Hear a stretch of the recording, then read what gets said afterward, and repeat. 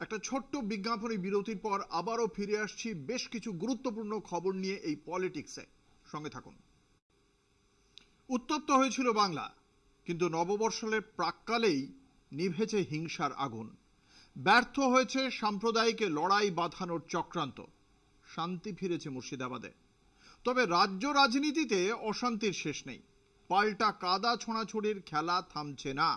থামছে না একে অপরের ওপর দোষারোপের পালা। আজ এ নিয়ে মুখ খুলেছেন এই বাংলার নেতারা।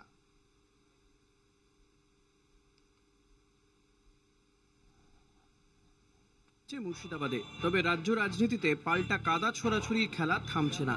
থামছে না একে অপরের ওপর দোষারোপের খেলা।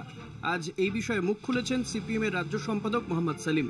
পুলিশ 3.5 ঘন্টা থেকে 4 ঘন্টা কোনো সাড়া দেয়নি। এটা বিজেপি এবং তৃণমূল সরাসরি এই রাজনীতি, যেটা অতীতে ইউরোপে এরকম কিছু এরকম দর্শন ছিল। আইনে কিছু লেখা থাকবে, আইনি কোনো ব্যবস্থা থাকবে, কিন্তু বাকিটা লাইনে চলবে। মুর্শিদাবাদের পুলিশ, জেলা পুলিশ এই পলিটিক্যাল লাইনে চলেছে। মুর্শিদাবাদে গিয়েছিলেন অধীর চৌধুরীও। সেখান থেকে আক্রমণ শানিয়েছেন কংগ্রেস নেতা অধীর চৌধুরী। जिस तरीके की मुर्शिदाबाद के बारे में बाहर वर्णन किया जाते हैं, मुर्शिदाबाद वो नहीं है। यहाँ हिंदू मुसलमान हम लोग एक साथ मिलकर बड़ा हुए हैं, ये कोई नहीं है। ये कोई बाहर से कोई अलग किस्म के तत्व आकर कोई घटना घटा सकते, लेकिन इसका मतलब ये नहीं कि हमारे मुर्शिदाबाद डिस्ट्रिक्ट कम्युनल डिस्ट्रिक्ट बन गए, ऐसा नहीं है। ये गलत फहमी हो रहे हैं बाहर में।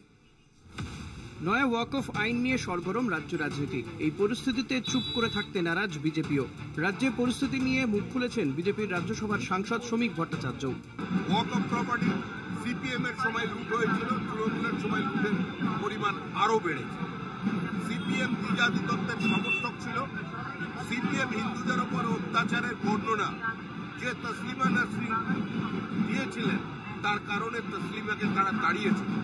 আজকে স্বাভাবিকভাবেই তারা এই সংশোধনী বিল নিয়ে আদালতে যাবে, কারণ মিটিং মিছিল করার ক্ষমতা হারিয়ে ফেলেছে। राजनीति या धर्म, ये दो एक मत कीजिए। धर्म के आधार पे आदमी लोग को मत बांटिए, समाज को मत बांटिए। যদিও রাজ্য প্রশাসন এই বিষয়ে কথার চেয়ে কাজের উপরই ভরসা রেখেছেন। মুর্শিদাবাদ সফরে গিয়েছিলেন ডিজি রাজীব কুমার। অশান্তির ঘটনায় গ্রেফতার করা হয়েছে 200 জনকে। এখন চলছে ঘর ছাড়াদের ঘরে ফেরানোর পালা। সব মিলিয়ে অভিযোগ পাল্টা অভিযোগ নিয়ে সরগরম রাজ্য রাজনীতি। কলকাতা টিভি।